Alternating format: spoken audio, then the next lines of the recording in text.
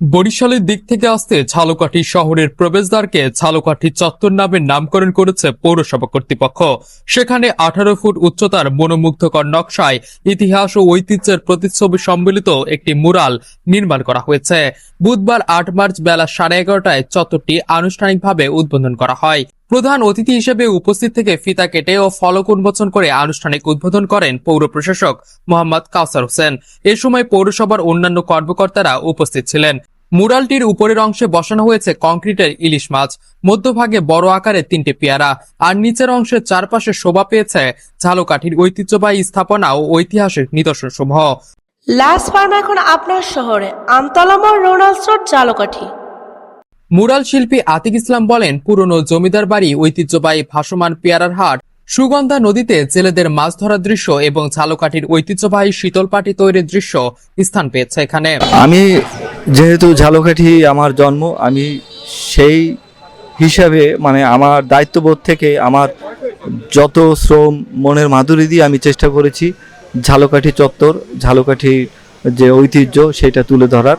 ঝালকাঠি পৌরসভার প্রশাসক কাউসার হোসেনের দেয়া পরিকল্পনা ও নকশা অনুযায়ী ভাস্কর্য মুরাল শিল্পী আতিক ইসলাম এবং আলামিন আকন এটি তৈরি করেছেন।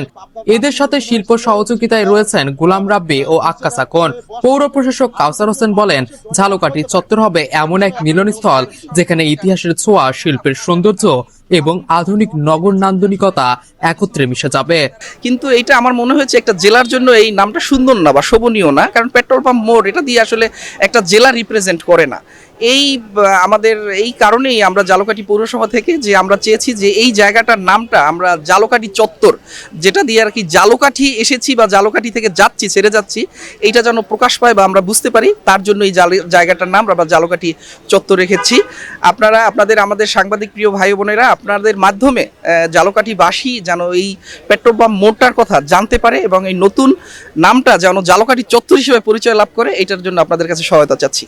দর্শনার্থীরা বলেন, এ জায়গাটিতে আসলে মনোমুগ্ধকর পরিবেশে গাছের ছায়ায় বসলে প্রাণ জুড়িয়ে যায়, একই সাথে ইতিহাস, ঐতিহ্য মনে করিয়ে দেয়। চত্বরটা পরিবেশটা খুবই একটা মনোরম পরিবেশ, কারণ আমাদের ঝালকাঠি তো এরকম ঘোরার জায়গা নাই। প্রতিটি জেলায় প্রবেশদ্বারে এমন একটি পরিচিতি দরকার যে স্থাপনাটি জেলাটিকে তুলে ধরতে সাহায্য করে। সেক্ষেত্রে দীর্ঘদিন ঝালকাঠি এখানে কোনো স্থাপনা ছিল না যেটিকে ঝালকাঠি জেলা বহন করবে। অনেকদিন পরে হলেও আমরা এখানে একটি ঝালকাঠি চত্বর নামে একটি চত্বর আজকে উদ্বোধন হয়েছে। তো এতদিন পরে হলেও ঝালকাঠিতে কিছু একটা মুরাল তৈরি হয়েছে, এর জন্য ঝালকাঠির মানুষ খুশি।